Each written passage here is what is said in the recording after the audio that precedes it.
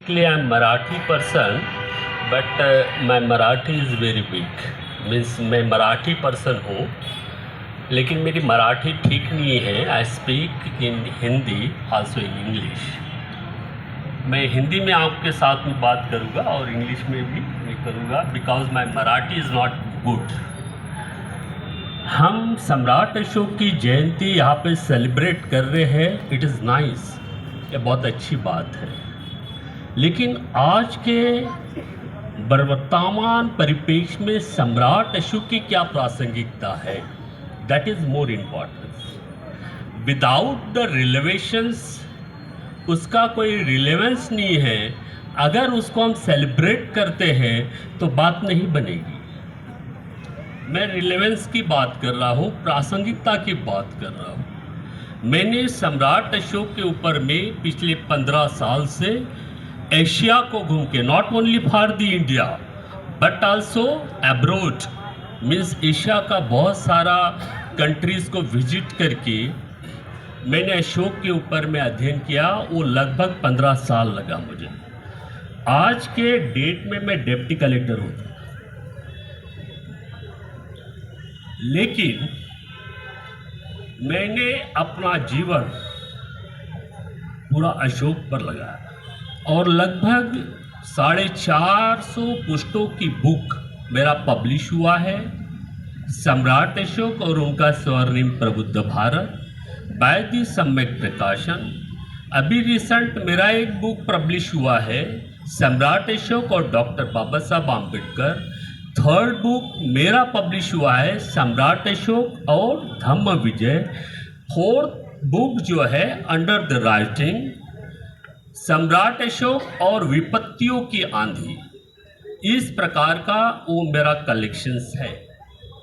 मैं सम्राट अशोक को उस दृष्टिकोण से आपके सामने में प्रस्तुत करूंगा कि एज पर the reference of the Baba Saheb क्रांति प्रतिक्रांति revolutions and counter revolution, he said, Baba Sahab ने कहा है कि सम्राट अशोक के समय में सामूहिक विवाह हुआ करते थे, जातियों के बंधन नहीं हुआ करते थे. जैसे वर्तमान में एक कम्युनिटी है जो दूसरे कम्युनिटी के साथ में विवाह नहीं करती है.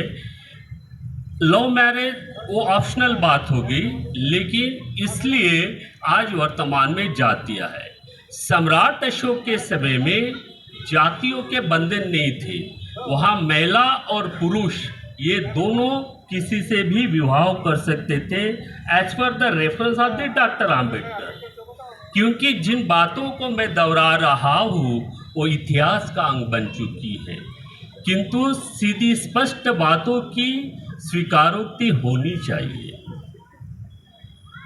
सम्राट अशोक का प्रबुद्ध भारत ये जातिविहीन था.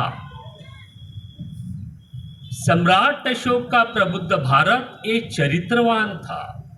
तो उस समय की सामाजिक, आर्थिक, शैक्षणिक, महिला एम्पावरमेंट मीन्स महिलाओं का सशक्तिकरण, international defence policy as well as the political impact on the world, means उनका राजनीतिक प्रभाव विश्व पे कैसे रहा, इन सारे बिंदुओं की तरफ मैं आपका ध्यान आकर्षित करूंगा. और मुझे पूरा विश्वास है कि वर्तमान भारत को अगर जातिविहीन भारत अगर बनाना है तो सम्राट अशोक प्रासंगिक है. तो फिर सेलिब्रेशन होना चाहिए, फिर सेलिब्रेशन होना चाहिए. नहीं तो समय बर्बाद करके मेरा पेशेंस भी ख़त्म हो गया है. मैं हार्डली, इन्होंने 50 मिनट बोला था, लेकिन 20 या 25 मिनट में अपनी बात ख़त्म कर दूंगा, क्योंकि मैं बैठे बैठे मैं बहुत ये हो गया अभी. तो उस समय की जो सामाजिक स्थिति थी वो जातिविहीन थी. आज वर्तमान में लोग जातियों में बिखरे हुए हैं. We are the divide in the caste, we are divide in the caste and caste poison is inside mind of the human. Mean जाति का जो जहर है वो मनुष्य के मन में है. हाउ टू रिड्यूस, उसको कैसे निकालोगे? यहाँ सम्राट अशोक और बुद्धिज्म कैसे प्रासंगिक होगा? बुद्धिज्म को आप कैसे देखते हैं वो आपका लुकआउट है. In Buddhism, there is the three parts.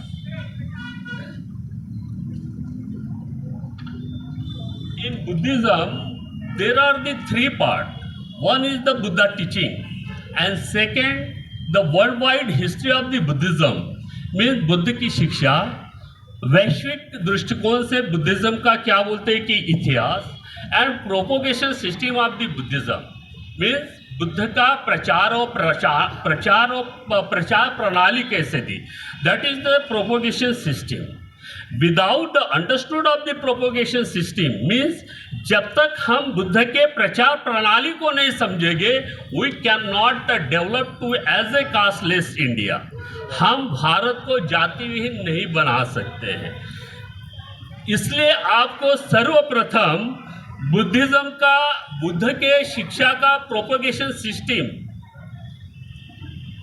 प्रचार और प्रचार की प्रणाली को समझना बहुत आवश्यक है. Now I am focusing on the how to make the casteless India. हम भारत को जाति विहीन भारत कैसे बनाएंगे. आई अंडरस्टूड इन इंडिया, मैं बहुत अच्छी से गहराई से जानता हूँ कि भारत में बहुत सारी समस्या है. There are the lot of problem, no doubt at all. इसमें आपकी प्रॉब्लम है, मेरी प्रॉब्लम है, यहाँ बैठे सभी लोगों की प्रॉब्लम है. There are the lot of problem. लेकिन एक प्रमुख सबसे बड़ा प्रॉब्लम है जिससे अन्य प्रॉब्लम्स क्रिएट होते हैं, वो जाति. We are the divisions in the जाति, मीन्स जातियों में जो बिखरे हुए लोग हैं और जिस माध्यम से अन्याय और अत्याचार और हक का हनन होता है, ये सबसे बड़ा प्रॉब्लम है. जब तक ये प्रॉब्लम सॉल्व नहीं होगा, भारत जातिविहीन नहीं होगा. भारत की स्थिति आज वर्तमान में जितनी खराब दिखाई दे रही है, इससे ज़्यादा बेहतर और खराब होने वाली है. उपाय हमको ये देखना है कि भारत जातिविहीन भारत कैसे बनाए. जब भी सम्राट अशोक की बात होती है, आम जनता के दिमाग में यही घूमता है कि सम्राट अशोक ने 99 भाइयों को पिटवा दिया.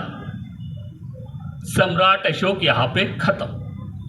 सम्राट अशोक ने अपना बेटा और बेटी को श्रीलंका भिजवा दिया. सम्राट अशोक फिनिश. सम्राट अशोक ने कलिंग वार किया. सम्राट अशोक फिनिश.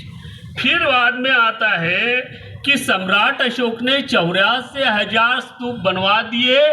सम्राट अशोक फिनिश. बस 4-5 बातों में सम्राट अशोक फिनिश. लेकिन सम्राट Ashok, he was not a propagator of the Dhamma, he was not a monk. ये कोई धर्म प्रचारक नहीं थे, ये कोई बौद्ध भिक्षु नहीं थी. हाँ, यस इज करेक्ट, ये बौद्ध भिक्षु बने थे, बट वो परमानेंटली नहीं थे. सम्राट अशोक, ही was a king, he was A rural, he was ए, आज के शब्द में ही वॉज ए प्राइम मिनिस्टर. आज के शब्द में ये राजा, या ना आज के शब्द में ये शासक थे. तो फिर एक शासक के समय में उस समय की सामाजिक स्थिति कैसे थी, उस समय की आर्थिक व्यवस्था क्या थी, उस समय का जीडीपी कितना था, उस समय का एक मनुष्य का पर मंथ इनकम कितना था, वी आर अननोन. हमको कुछ नहीं मालूम. We are celebrating to the Samrat Ashok anniversary. Is nice, very nice, no doubt at all. Samrat Ashok के समय में शिक्षा प्रणाली कितनी थी, वी डोंट नो, हमको नहीं मालूम. International and defence policy, I am not talking about it, क्योंकि ये थोड़ा सा अलग सब्जेक्ट हो जाएगा, एकेडमिक हो जाएगा. हम इसको नहीं जानते. मैं इन बिंदुओं को आपके पास में रखूंगा कि सम्राट अशोक के समय में सामाजिक स्थिति कैसी थी. उस समय में मनुष्य जातियों में नहीं बिखरा था. पुरुष और महिला किसी से भी विवाह कर सकती थी.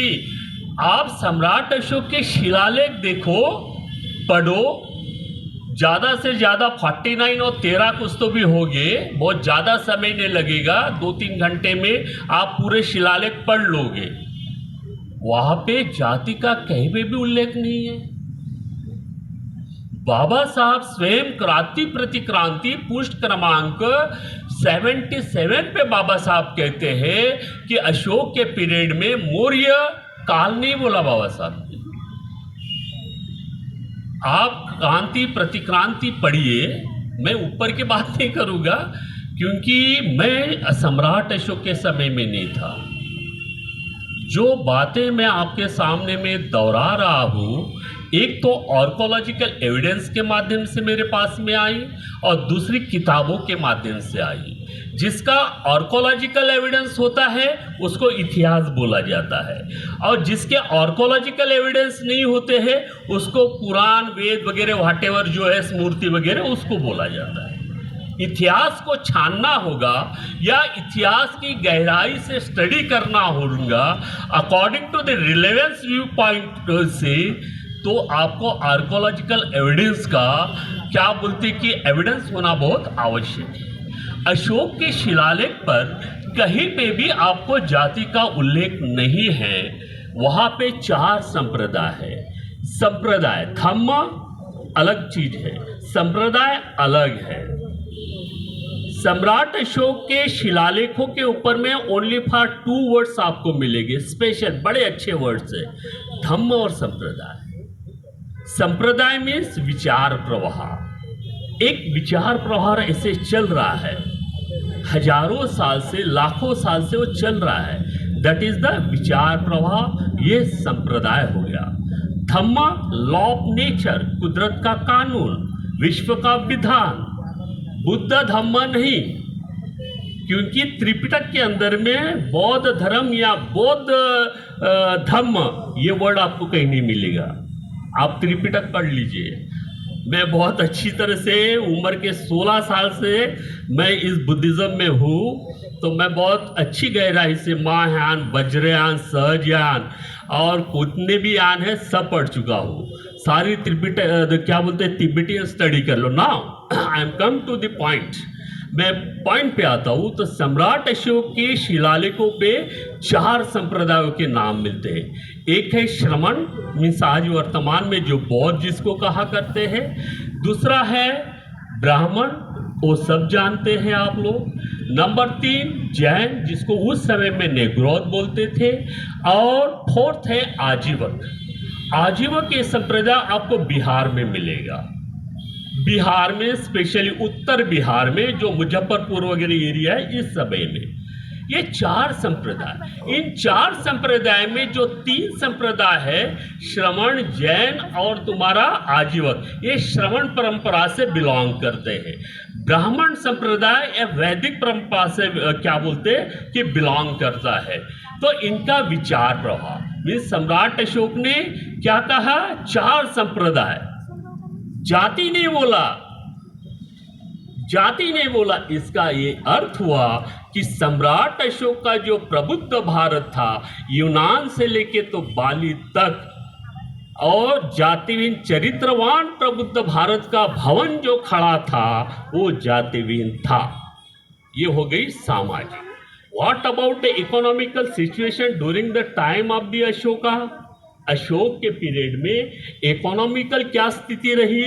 क्योंकि मैं शॉर्ट में लेके जाऊंगा, क्योंकि मैं थक चुका हूँ बैठे बैठे।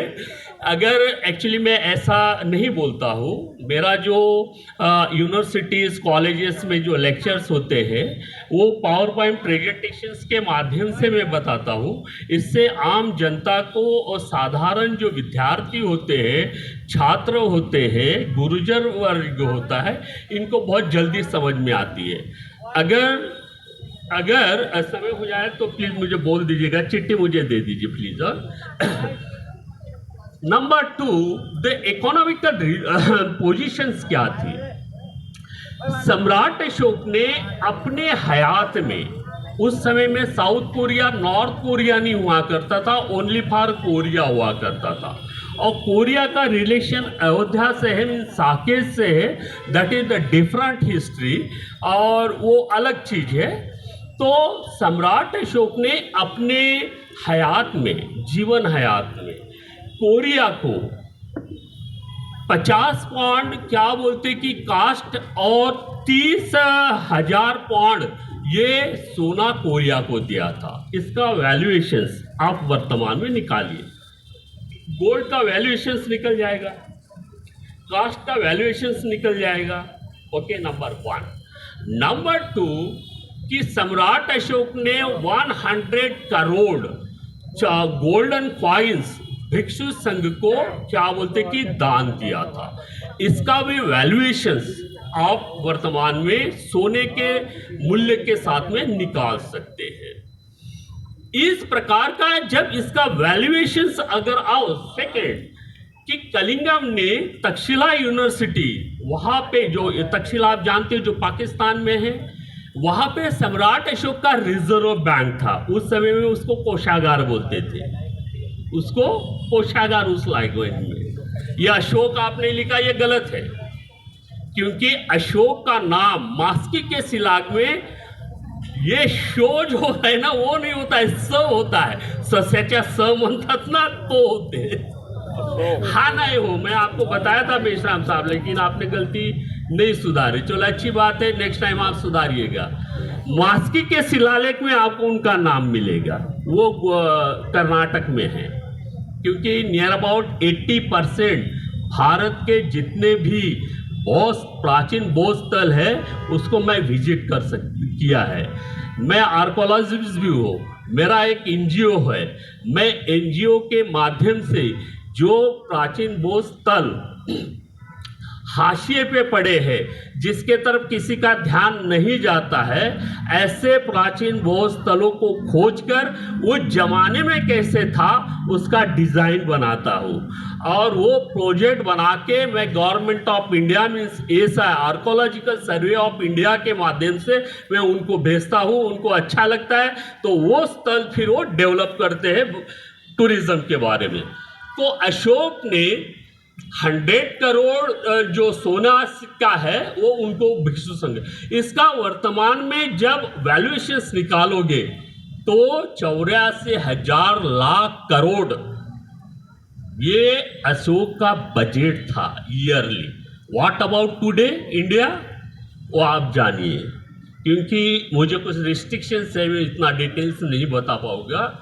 84,000 लाख करोड़ का बजट, इसको 140 करोड़ जनता को अगर डिवाइड कर लेते गए तो उस समय में अशोक के समय में बूट को पॉलिश लगाने वाला एक व्यक्ति भी होगा तो उसकी मंथली इनकम 7,50,000 हुआ कर। 7,50,000 मीन जो अमेरिका का जो सोल्जर है जिसको 7,50,000 मीन इंडियन रुपीज में जो सैलरी मिलती है वो हमारे तरफ एक लेबर उस समय में कमाता था। What about our today in India economy, you are very well, only for 13,000 रुपये या 35,000 रुपये भी एक आम आदमी नहीं कमा पा रहा है मंथली, इतना डिफरेंट है। ओके, अभी मैं आता हूँ education policy during the time of the Ashoka. आप बोर हो जाओगे तो मुझे बोल दीजिएगा। What about the education policies during the time of the Ashokas? आपको क्या लगता है कि जो प्राचीन बौद्ध स्थल जो आपको दिखाई देते हैं, जो हाशिए पे है, जो मरणावस्था में है, वो सिर्फ पूजा अर्चना के लिए थे या त्रिपिटक के लिए थे या परित्राण पाठ के लिए थे? It is wrong thinking. ये जो आपने सोच बनाई है ये अलग है। मैं आपको मेरा एक किस्सा सुनाऊंगा। आई वॉज नो वाइस मॉन्ग, मैं एक सामने बौद्ध भिक्षु था श्रीलंका में। उस समय में मेरे को शादी करने की मेरी इच्छा नहीं थी, तो मेरी माँ ने मेरी ज़बरदस्ती से शादी कर दिया। शादी 5-6 महीने होने के बाद में मैं भाग गया सिंगापुर, और फिर बाद में रिटर्न भी आ गया। तो सिंगापुर में जिस विहार में मैं बौद्ध भिक्षु था वो विहार solicitor general of the Singapore का था। Solicitor general of the Singapore का था। उसने मुझे एक प्रश्न पूछा, क्योंकि मुझे सयाजी बोलते हैं उधर में ईस्ट एशिया में। तो मिस्टर सयाजी, आप क्या मुझे बता सकते हो कि बुद्ध की शिक्षा मानव और राष्ट्र को क्या देती है? बुद्ध की शिक्षा मानव और राष्ट्र को क्या देती है, तब उनको बोला कि बुद्ध की शिक्षा राष्ट्र और मानव निर्मित के लिए ही है। क्योंकि हमने देखना चाहिए कि दुनिया के अंदर में हत्या होती है, हमने देखना चाहिए चोरी होती है, दुनिया के अंदर में व्यभिचार होता है, दुनिया के अंदर में झूठ बोला जाता है, दुनिया के अंदर में व्यभिचार होता है, अपना नशा पता किया जाता है। अगर ये लोग ये करना लोग छोड़ देते हैं तो दुनिया के सारे जेल खाली पड़े रहेंगे। इसलिए बुद्ध की अकेली पंचशील ये मानव और राष्ट्र निर्मित के लिए ही है।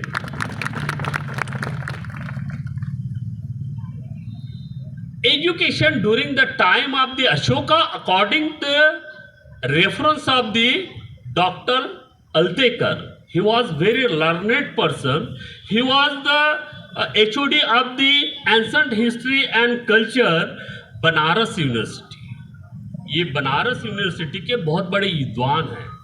इन्होंने एक बुक लिखी है, the ancient education system, means प्राचीन शिक्षा प्रणाली। इसके प्रस्तावना में ही वो बोलते हैं कि अशोक के पीरियड में 67% लोग they was the highly qualified, they was highly qualified, mean doctor, engineers, agricultures, means बहुत ऊंचे दर्जे के लोग। IIT IIM हमारे तरफ में बहुत हाईएस्ट होता है। What about the crime during the time of the Ashoka? मैं आऊँगा, कंपेरेटिव बताऊँगा इंडिया की क्या सिचुएशन है, क्योंकि रिलेवेंस दिखना चाहिए। अगर रिलेवेंस नहीं दिखेगा आपको तो आप बोलेंगे यार ये सुन के मैं क्या करूँ। आपको रिलेवेंस लगना चाहिए कि अशोक कितना रिलेवेंस है, इसकी कितनी प्रासंगिकता है, ये आपको वो झलक दिखनी चाहिए, वो समझ और समझदारी और वो अंडरस्टैंडिंग पावर वो डेवलप होना चाहिए। अशोक के पीरियड में 67% लोग हायर क्वालिफाइड थे। अशोक के, I am not talking, doctor Urmila Thapar she said his book. Urmila Thapar अपने बुक में बोलती है, during the time of the Ashoka 98% लोग they was the moral development, mean चरित्रवान थे, चरित्रवान थे। 2% only for crime, 2% crime during the time of the Ashoka. Ashok के पीरियड में अगर 2% क्राइम अशोक के पीरियड में था, इसका ये अर्थ ये हो गया कि 98% लोग ये चरित्रवान थे। एज पर the compare with the Japan, Japan में जो है 3% क्राइम है और 97% लोग ये चरित्रवान हैं। मीन्स उल्टा हो गया, क्योंकि ईस्ट एशिया में कौन सी कंट्री आती है? साउथ कोरिया आएगा, नॉर्थ कोरिया आइसोलेटेड हो गया, जापान हो गया, चाइना हो गया, मंगोलिया हो गया, उसके बाद में ताइवान हो गया, तिब्बत हो गया। ये ईस्ट एशिया, ये सारी कंट्रीज बुद्धिस्ट कंट्रीज है। यहाँ का मॉरल डेवलपमेंट मीन्स चरित्र विकास ये आपको 97 से लेके तो 98% मिलेगा। अगर साउथ ईस्ट में चले जाते हैं, जैसे बर्मा है, थाईलैंड है, उसके बाद कंबोडिया है, वियतनाम है, they are the all the Buddhist countries. इधर का मॉरल डेवलपमेंट 87 तक है। थोड़ा सा क्राइम रेट इधर थोड़ा सा ज़्यादा है, लेकिन ज़्यादा नहीं India in comparative the India. तो 98% लोग अशोक के पीरियड में चरित्रवान थे और 2% ओनली फॉर द क्राइम। ये मैं नहीं करता, doctor Romila Thapar said his book, वो बहुत फेमस इतिहासकार है। What about today crime? प्रशासनिक अधिकारी तो चले गए। What about the today crime? We are the social criminals, हम सामाजिक अपराधी हैं। Because we are the carrier of the caste, हम जाति को वहन करके लेके जा रहे हैं। जाति का जड़ हमारे मन में है, हम सामाजिक अपराधी हैं, we are the social criminal. जाति का जहर इस इंडिया के अंदर में मनुष्य के मन में 98%। What about the situation of the India today? क्या स्थिति है भारत की? और हम क्या बोलते कि सपने संजोग रहे हैं विश्व गुरु के। Is not possible, it not possible. अगर ऐसा कोई कहता है, आप समझ जाना कि ये शुद्ध रूप से क्या बोलता है कि लोगों को मूर्ख बना रहा है। जिस लोगों में, जिस देश के लोगों में जाति का जहर हो, वो एक सामाजिक अपराधी है मेरे दृष्टिकोण से। तो ये जाति का जहर मनुष्य के मन में 98% है। अशोक के पीरियड में ये नहीं था। The India was castless, well moral developed.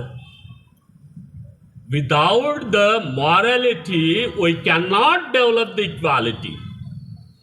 हमारे में जब तक नैतिक चरित्र विकसित नहीं होगा, हम भारत को जातिहीन भारत नहीं बना सकते हैं।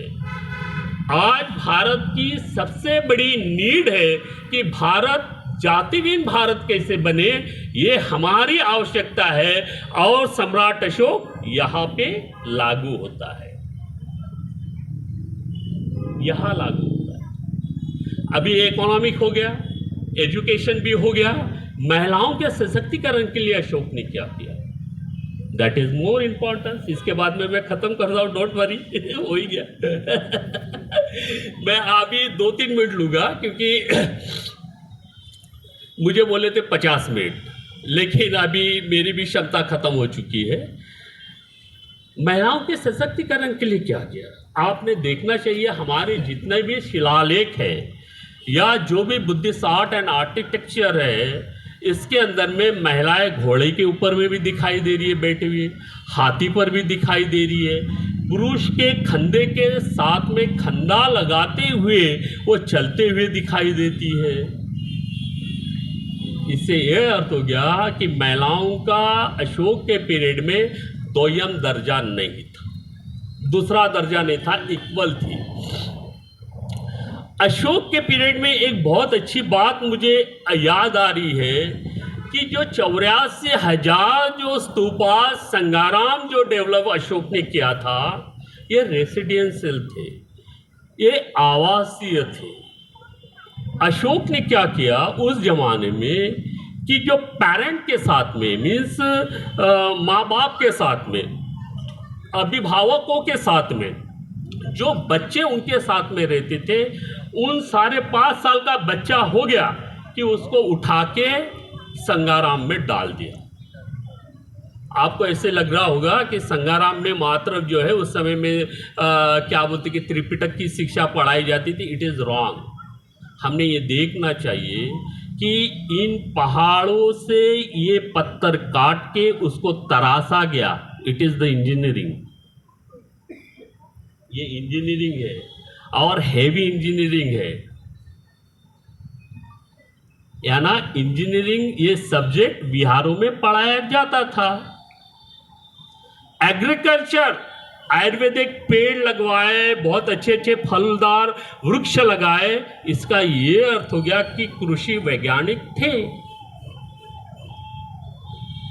मनुष्य के लिए और प्राणियों के लिए हॉस्पिटल खोला, इसका अर्थ ये हो गया कि डॉक्टर थे। विदाउट अ डॉक्टर वो तो हॉस्पिटल तो चलेगा नहीं। मीन्स डॉक्टर थे और इनकी बहुत बड़ी संख्या थी। ये एजुकेशन कहाँ से मिला इनको? एक उदाहरण से मैं आपको समझाऊंगा।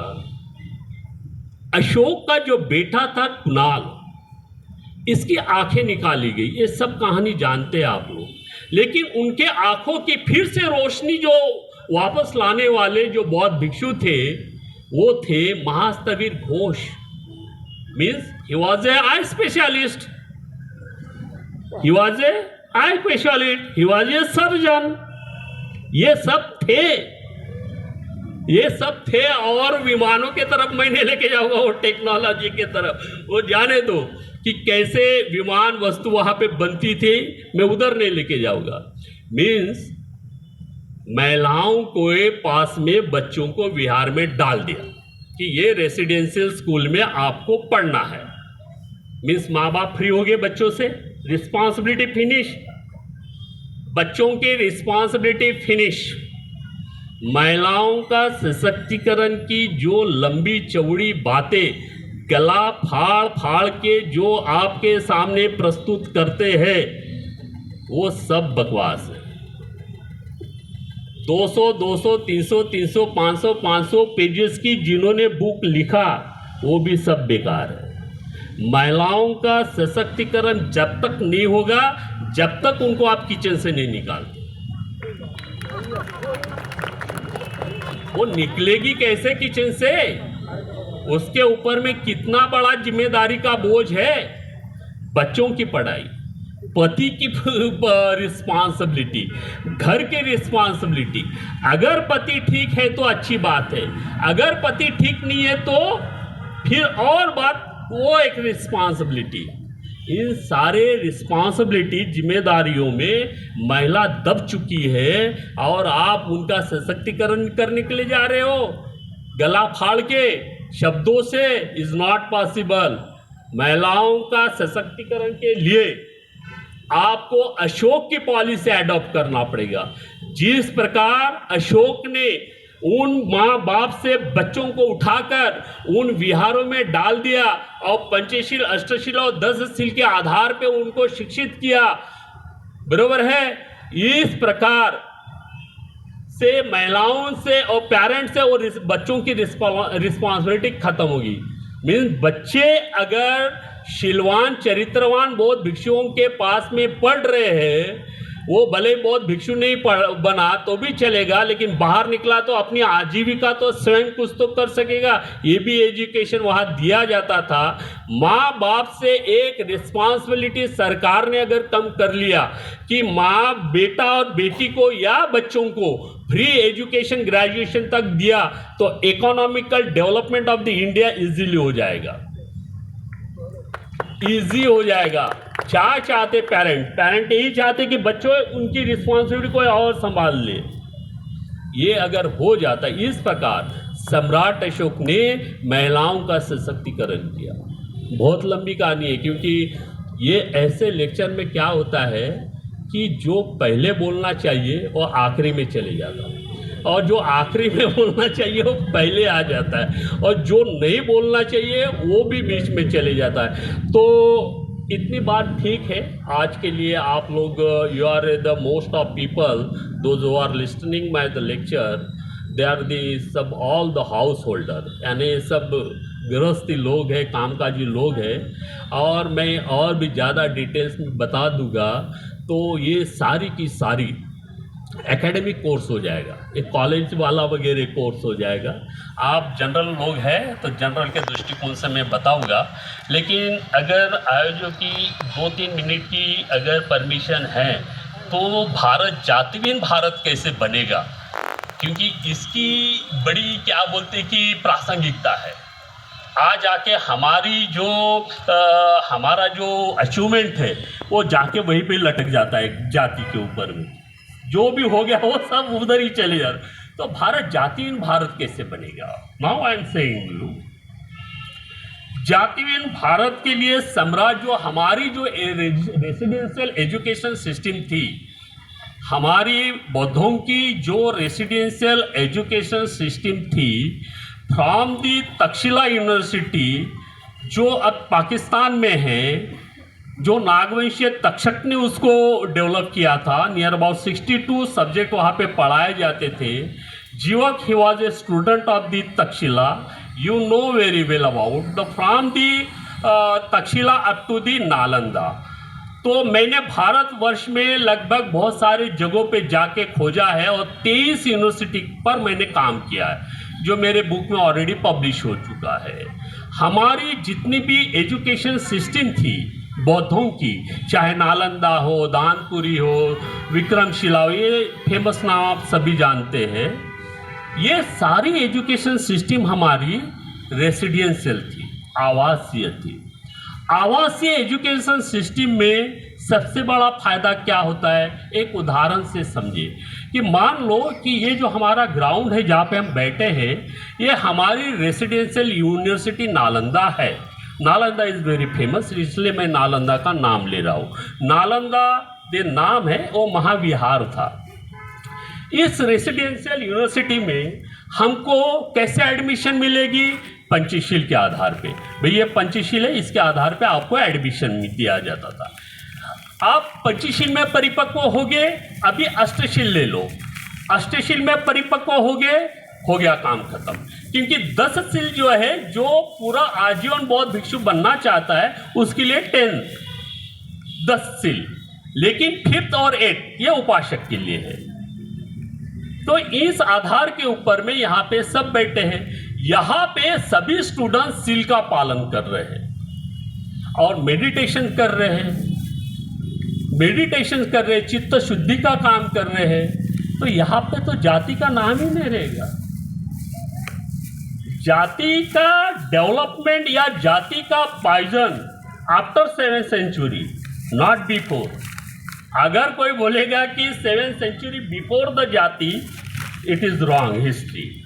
आफ्टर द 7th सेंचुरी तो हमारे जो रेसिडेंशियल जो एजुकेशन सिस्टम थी, पुष्पशुंग या ब्राह्मणवाद ने किस प्रकार से हमारे एजुकेशन सिस्टम को तहस नहस करके लोगों को अनपढ़ और गुलाम बनाया और जाति के जहर को कैसे विकसित किया मनुष्य के मन में, ये बहुत लंबा इतिहास है।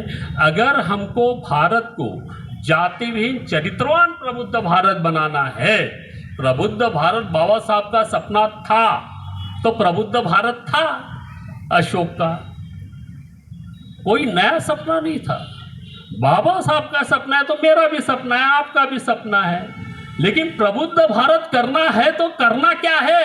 क्या पंचशील के झंडे लगा के या पंचशील का रंग लगा के प्रबुद्ध भारत होगा? नो, द प्रबुद्ध भारत मीन्स चरित्रवान और क्या बोलते हैं कि जातिविहीन Bharat. That is the enlighten India, that is the enlighten India. प्रबुद्ध भारत मीन्स पंचशील के झंडे लाना, डंडा और ढन्ना लेके एक सड़क पे उतरना, that is not a enlighten India. Enlighten India means चरित्रवान, जातिविहीन, दैट इज द इनलाइटन। तो ये करने के लिए आपको आपकी जो एजुकेशन सिस्टम है रेसिडेंशियल, इसको जब तक डेवलप नहीं करते, मैं समझता हूँ कि ये संभव नहीं है। तो अंततः मैं अपनी बात को यही विराम देते हुए आपके मंगल कामनाओं को मंगल कामना करता हूँ कि आप इस दिशा में वैसे तो मेरा पावर पॉइंट प्रेजेंटेशंस के माध्यम से लेक्चर होते हैं, पावर पॉइंट प्रेजेंटेशंस के माध्यम से अशोक का चाइना में क्या वर्क रहा, कोरिया के साथ में कैसे रिलेशंस डेवलप किए, ये सारा चित्रवाली के माध्यम से मैंने दिखाया रहता। तो वो बहुत सारी नई बातें, यार अशोक तो कुछ और ही है और हम कुछ और ही समझ रहे हैं, तो वो सब पिक्चर आपको क्लियर हो गया रहता है। तब भी मुझे ऐसे लगता है कि मैं बहुत सिंपल शब्दों में आपके सामने चर्चा की है, विचार विमर्श किया है। मैं अपनी बात को यही विराम देता हूँ। मेरा गला सूख गया और मैं अपनी सीट पे जाकर बैठ जाता हूँ। धन्यवाद। जय भीम, जय भारत।